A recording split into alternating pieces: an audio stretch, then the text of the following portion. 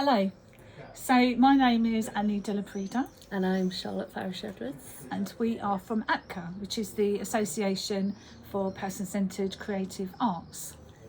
So we're going to do just a short video to explain about what APCCA is and how we got involved in organising the PCE Europe Symposium, which we're so excited about. So excited to be one of the co-hosts. So we're talking to you from my new home here in Spain, where I've just moved, and this is going to be head of APCCA and of APCCA training. And so that was one of the other reasons we're really excited about the conference, because it helps to strengthen our connections with our European colleagues, really, especially as I'm now in Europe and we're going to sort of be strengthening those ties. But APCCA was formed about 5 years ago, just in 2020. And for many years before that, it used to be called the Person-Centred Art Therapy Association, which was run by Liesl Silverstone.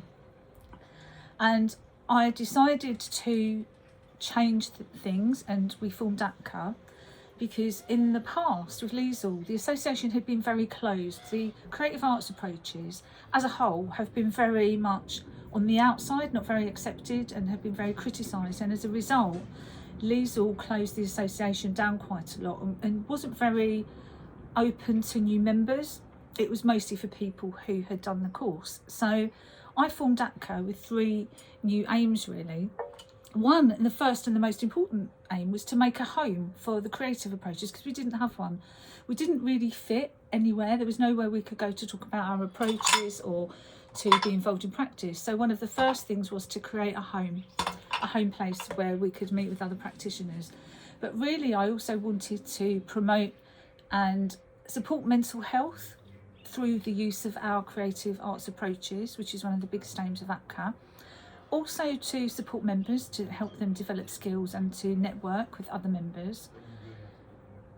And also to promote our approach and help people understand our approach. And I want to say our approaches now, because we're not only for Liesl's person-centred art therapy approach, but we also have widened up to include other key approaches, such as focusing oriented art therapy and also person-centred expressive arts therapy, because they're also part of our family. And I think people haven't always understood that there are three distinct approaches within the person-centred world that work directly with art. All are slightly different and slightly unique, but all are sibling approaches also.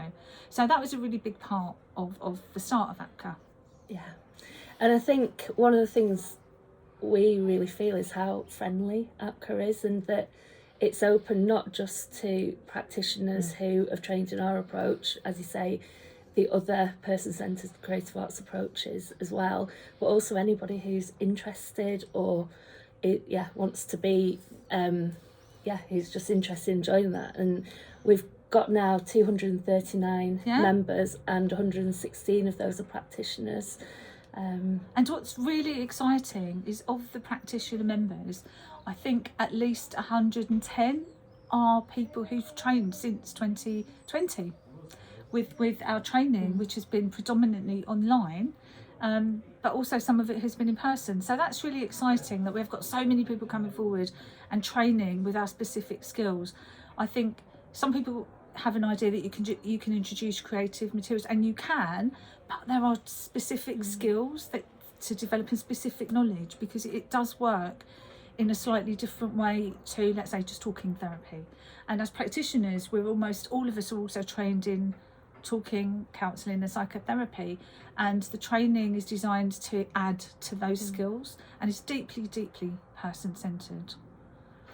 And I think in terms of training as well, and why we're so keen to be involved in this conference, is that it's kind of spreading over Europe, isn't it? That we have courses taught in Ukrainian, in Greek, soon in German, as well as over the UK, online and in person. We've got people who train from all over the world, really. Yeah, and that's one of the wonderful gifts, if you like, of lockdown and moving to an online environment, is that we've been able to connect with so many people in so many places and have such a vibrant and exciting range of countries in our membership. That brings problems also, but I'm so excited about the fact that we're going to be teaching this year in Greek, in Ukrainian, and also in German, and that's just so exciting for me, as well as in English. So that's super exciting, because it's really important that the creative arts approaches aren't lost, that they continue to develop. And I think for a period of time they were a little bit stagnant or stagnating, and there wasn't enough theory underpinning it. So that's also a really big part of APCCA and what we do. But we really are a very vibrant, creative bunch, and we're super friendly, and we're always doing lots of stuff. We're all volunteers. It's a not-for-profit association, and we all give our time, and money that we make that we don't use on running the website, we fund art projects, and we funded several art projects, things in the UK mostly, which has been mostly in a couple of hospitals. We funded some projects, and we funded some projects with children and young people, and this year we're going to fund another project also with children and young people from a donation that was given. So that's really exciting. And I think as well, the vibrancy and the opportunities to get involved and come along to the steering group, setting up book clubs, and we have the journal as well, which we encourage members and non-members to contribute to, which it's beautiful, isn't it, the journal?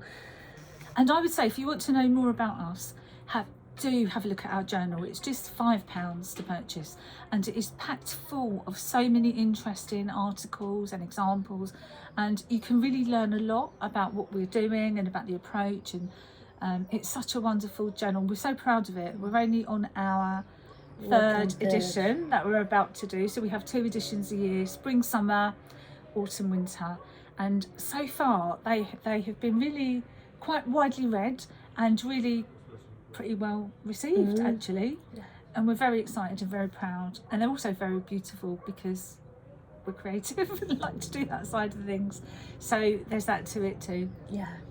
And I think in terms of us being involved in the PCE Europe Symposium and being invited, I don't know if you want to say how that came about. Yeah, that came about through some discussions with Leonore, who actually had done our training and had been sharing that she was organising the PCE Symposium, and the people who were going to co-host it actually had pulled out, and so she was without anyone to host it. And I just had a really strong inclination to bring it to Scotland. I really just had that in my mind, that because we had a lot of inquiries from people in Scotland, and I feel like there was a real hunger there, and I really wanted to be part of it and really wanted to help support it. So I messaged Leonore and said, look, yes, please, this is what I want to do.